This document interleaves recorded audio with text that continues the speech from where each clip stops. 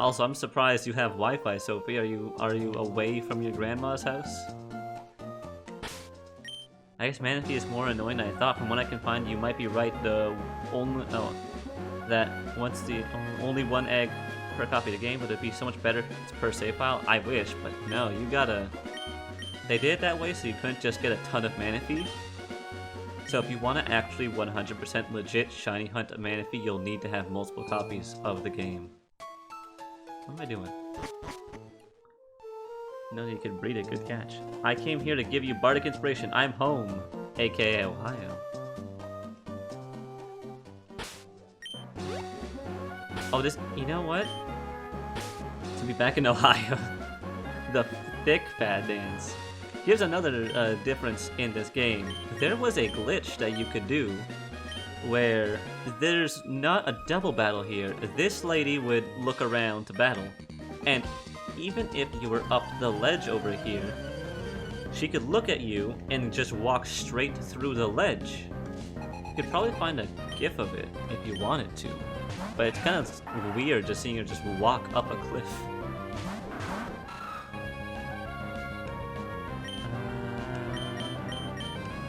Just hit him. Let's just hit him. And there's a video about Pokemon berries. If you want, I can post in the Discord. You can post if you want. Oh, it died already. If you put this on YouTube, name it Thick Fat Dance. I might. That's a good name.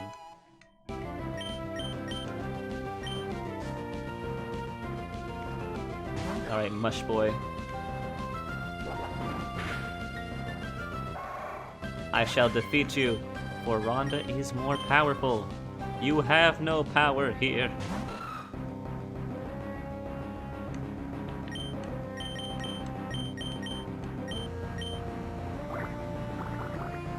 I know too much. Sophie, I have power. I have power over you. For you must host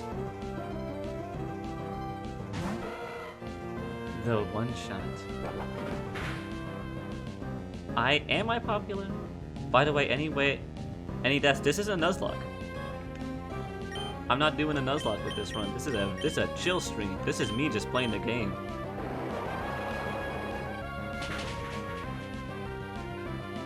I mean, just put it in general. There's no need for a specific channel just for that. The Warrior Cats one-shot though, Sophie. You gotta do it. The Warrior Cats.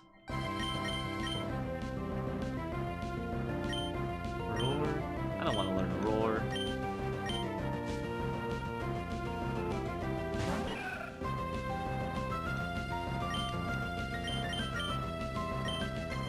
Roar sucks.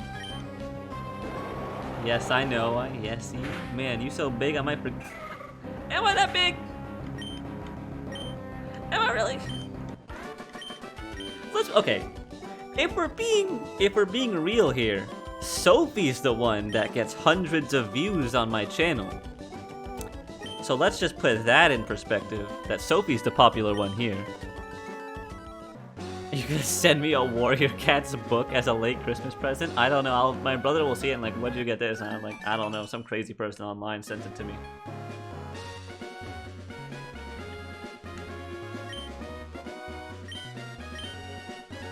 Sir, I will battle your fish.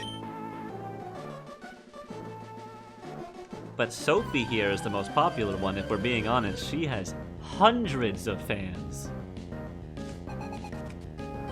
People craving more content from her.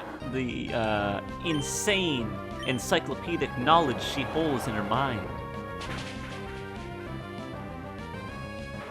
The extremely thought out mystery dungeon campaign that actually is very, very well thought out, in all honesty. That even I wasn't prepared. But still, the point stands. This is for Sophie. See, now we have to send Sophie 4 pennies. Yeah, you made me famous. Thank you.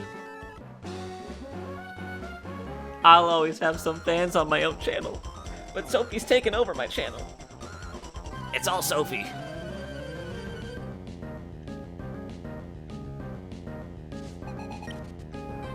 Sophie's the real mastermind. She runs everything behind the scenes.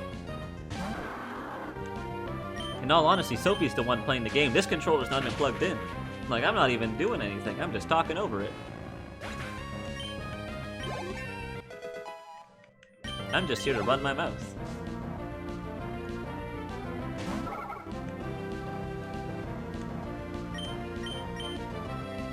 I can't even do that. I gotta take water all the time.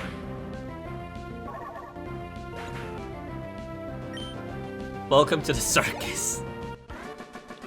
Boy, if you guys knew what things Sophie has done in our regular D&D campaign, you'd understand why most of us in the group were not expecting any of the things that happened in Mystery Dungeon to happen. This has all been an elaborate scam. I'm really just setting up to be the face of the channel. I'm not the one running it. Like, there's so many things, so many stories that I could tell. You know what? There's not that much going on in my game. I might as well tell these stories. I'm everywhere except Chinese and Japanese, and Chesto Berries is based on chestnuts. But I'm in Chinese and Japanese is based on Mukago yam. Interesting. I'm not mean. Honestly, I was saying I could tell some random D&D stories to pass the time, just any in general. You know what? Okay, Sophie, so I'm not being mean. You pick a story that I should tell. Like any event. Tell any event. Like, just give me a name of said event and I'll recount it for the stream. Because there's some wild ones. I implemented the advice you gave me on how to give my players a straight warning instead of playing around the Lord of the Pokemon. Oh yeah. What'd you end up doing? I'm trying to remember. What did I tell you specifically? Because I remember the conversation. I'm trying to remember the exact things I told you.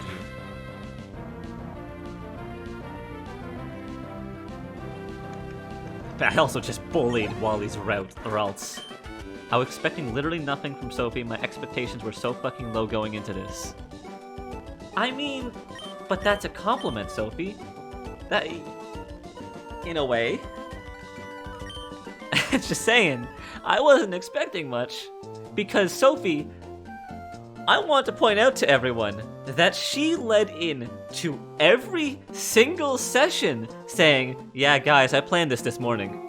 Like, I literally just like woke up and started writing for this session just today. And we're like, okay. So don't throw those words out. Don't throw those words around. You know what, you led us along.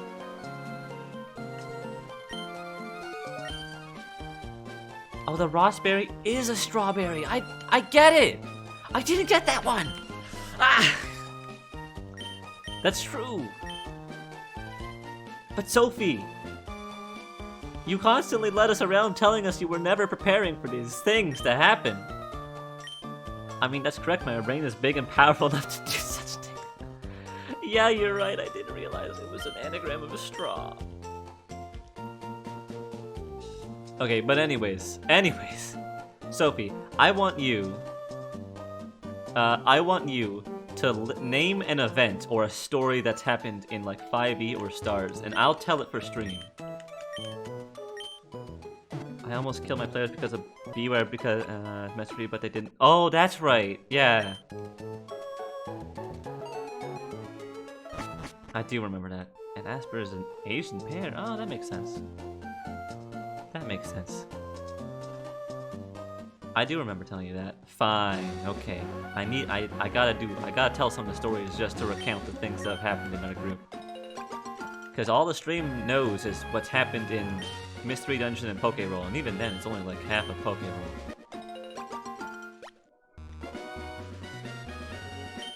Zahir getting married or Zahir getting a part-time at Space McDonald's. I mean, I was saying you could do a story about any character and not just being your characters, but hey, if you want to throw your characters in first, I'll totally do that. Those are some good ones. Okay, so I'm going to start with Zahir getting married, because that leads into Zahir getting a part-time job at Space McDonald's pretty well. So, let's start by explaining who Zahir is. Zahir is Sophie's orange cat engineer who doesn't do any engineering. He mostly just gets big guns and blows things up. And Zahir has a history of doing whatever the fuck he wants. So, we go and find out, after a while, that Zahir is apparently the prince of an alien cat planet. Not just a member, like, the heir to the throne. Now, we get there, and we have to find a way through various means to basically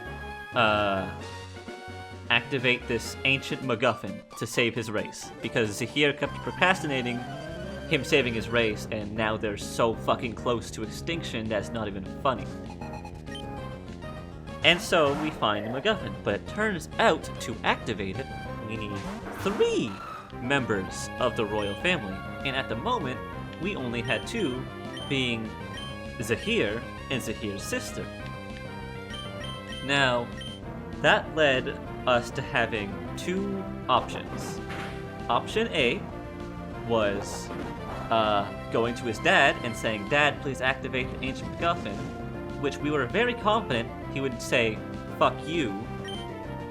So then there was option B, where we said, "Zahir, you're going to get married to your psychotic assassin ex-girlfriend that you left on the at the cathedral on your wedding day," which obviously is equally as bad, because this lady might stab Zahir at any given moment, and the expression thin ice is quite the understatement when talking about marrying this crazy assassin lady again.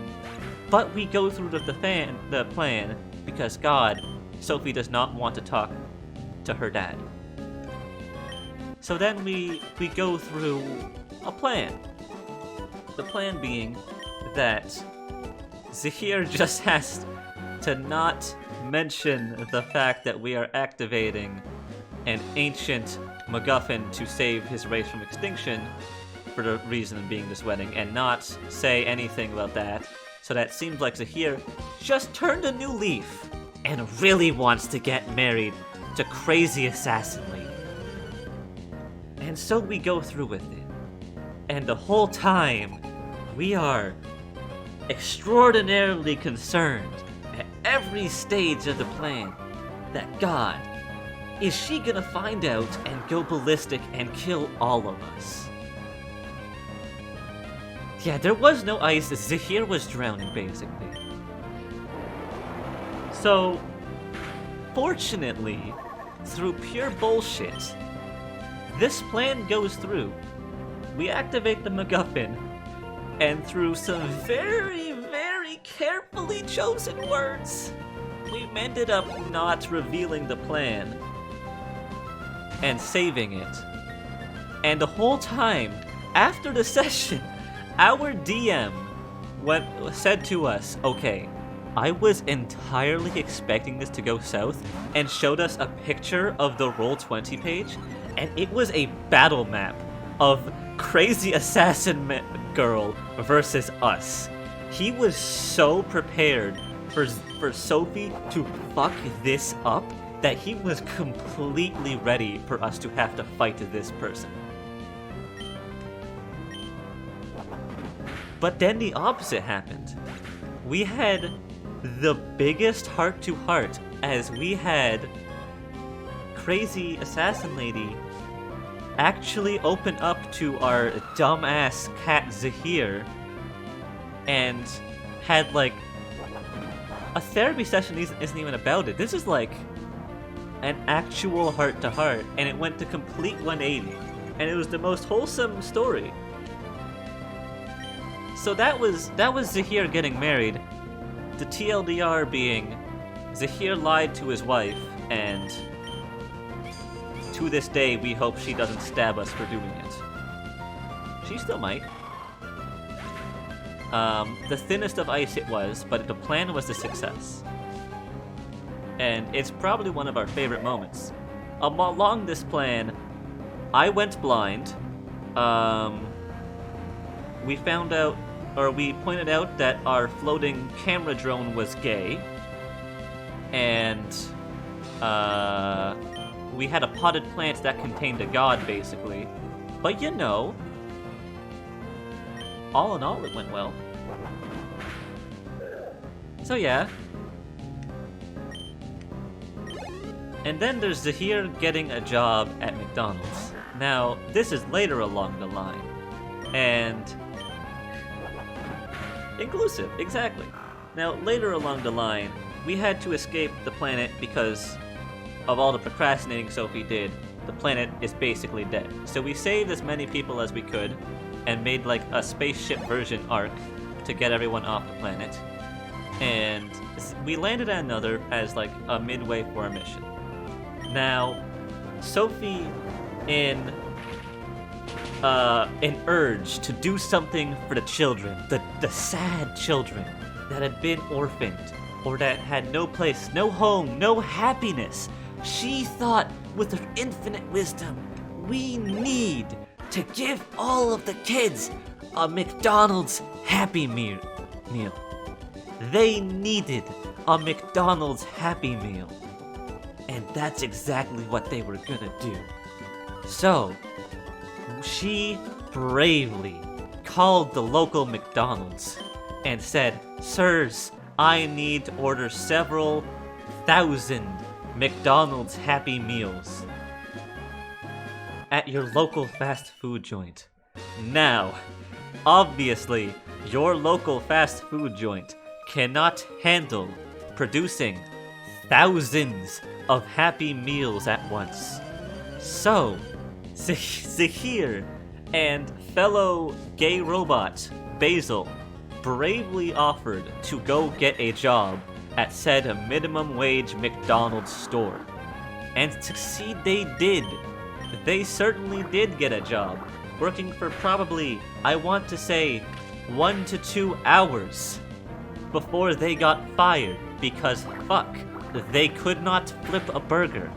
But they still did it until they realized, how do we get 1,000 Happy Meals to these starving, sad orphans? And so, they had to rent out a U-Haul in space to deliver the thousands of McDonald's Happy Meals. And so he did. Zahir, with all of his infinite wisdom, and may I point out at this point, he was king of his race, was able to deliver Happy Meals at the cost of, like, goddamn, almost all of our fucking money. But kept guilt-tripping us into paying for this stupid fucking job where we're delivering Happy Meals. But we did it! And now most of us have like half as much money as we possibly could have total. But we did it. The furry orphans have their Happy Meals. And that's the story of how Zahir got a job at McDonald's. For like 2 hours.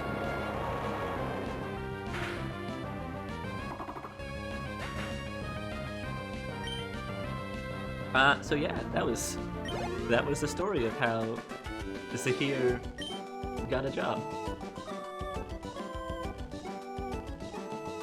As you might know, we're a bunch of fucking weirdos when we're playing our sci-fi campaign. There's no rules, we just sort of do things. Don't think I forgot about Noxia, I'm gonna send my wife to blackmail her. Yeah, we found out. So here's a... You know what? I don't know where to start that story, Sophie. I don't know where to start that story. You know, okay, you know what I'm going to do? That's a story in itself now that you've mentioned it. I'm going to keep telling stories about our various D&D campaigns. So here's another one. And this is sort of like a prelude. This is the story of my personal experience on what we call the Sneeple Planet. The Sneeple Planet is an ongoing story. So here's how it begins. We, having recently run away from another planet, after getting kicked out because we killed a mafia boss's son inadvertently, we decided that we were going to go to a nice beach resort. So we get there.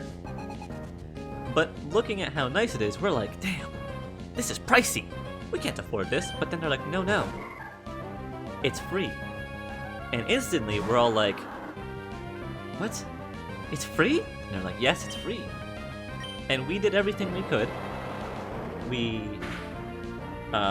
looked through completely the fine print, because goddamn, this is sus. We like hacked into systems. It was just a free resort. We were like, what the fuck? So then we all head over to the resort, because we don't really have anywhere else to go, and decide that we gotta figure this out. Like, what's going on here? Why is this happening? This doesn't make sense. And we start exploring. Now, during this time, we had a certain crewmate, more like captive, because our crew's fucking insane and took a captive at one point. And I was like, I'm not gonna deal with this, so we let him go. He went to leave the planet. He went to the exit and left the planet. And we're like, okay, whatever. We're wanted criminals anyways, who gives a shit? At the end of this first session then, after doing various things, we investigated, we gambled. No Star Slander, I'm not talking about that, Morgan. I'm just talking about the Sneeple planet. After this first session, our DM leaves us with the traditional D&D cliffhanger of we see like a like a little play going on, and in the play is the crewmate that had left the planet. The crewmate that had just left. We were like, what? He just left, and he looked abnormal. We couldn't tell, but he was abnormal. Now at this point, I believe I had to miss a session. So unfortunately, I could not be there for the next session.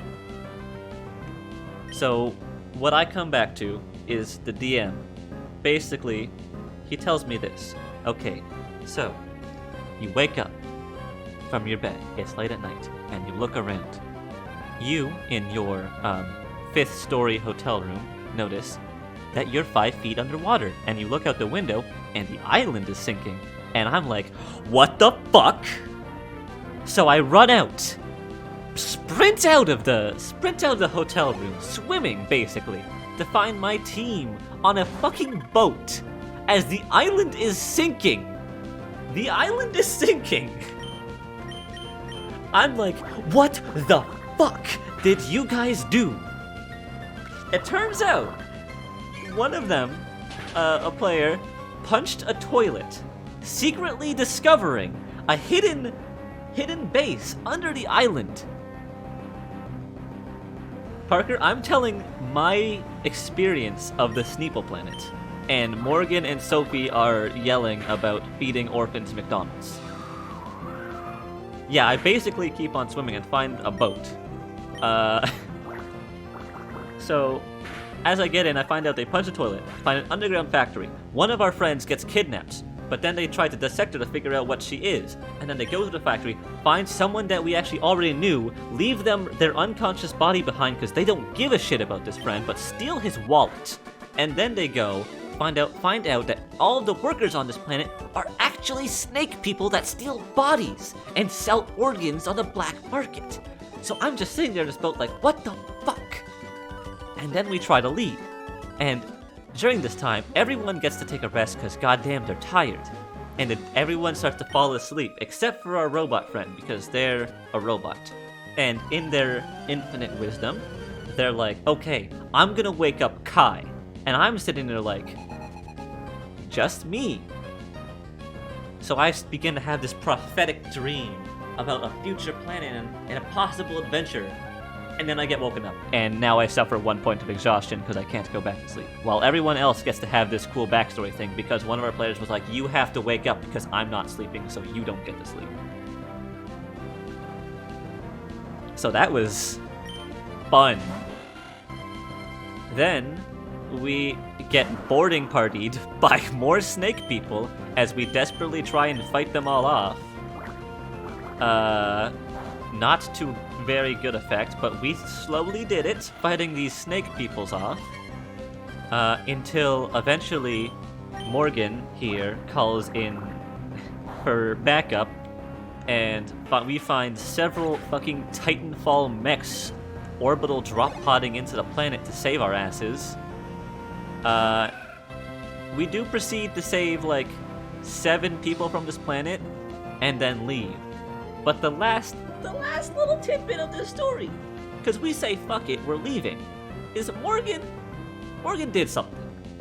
Morgan did a big oopsie, you see. Just without any of us knowing, Morgan stole a lot of money. Like, there were a lot of zeros in the money that Morgan stole. Like, oh. So, not only are we on the run from the Mafia planet I mentioned earlier, we are now on the run from skin-stealing snake people. And every day we ask our DM, is the person we're talking to snake people? We don't know. We'll never know. Anyone could be a snake people. So that is the Sneeple planet. I woke up surrounded by water because my friends punched a toilet.